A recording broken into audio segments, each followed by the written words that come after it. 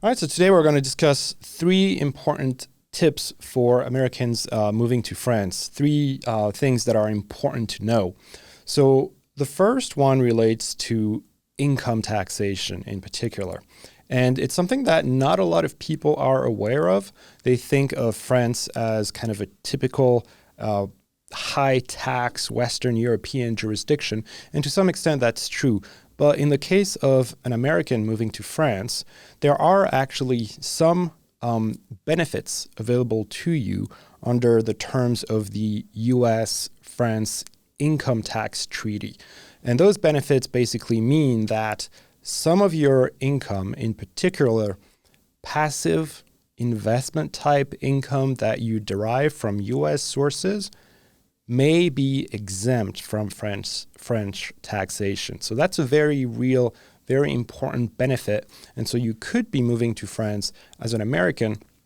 And in particular, if you're retired or if a lot of your income is from investments and passive sources, you could find yourself in a fairly benign, even fairly advantageous income tax situation. So that's item number one.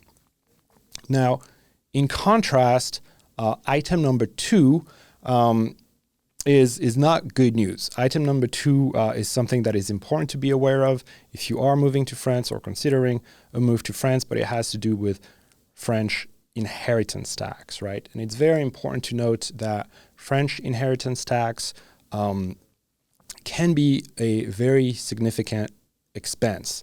The rates are very high. The exemptions are very low, and it will apply to your worldwide wealth. So while you could be moving to France and find yourself in a fairly advantageous income tax position, you would still, in all likelihood, if you stay in France long term, have to deal with the reality of French inheritance tax, which can be fairly punitive.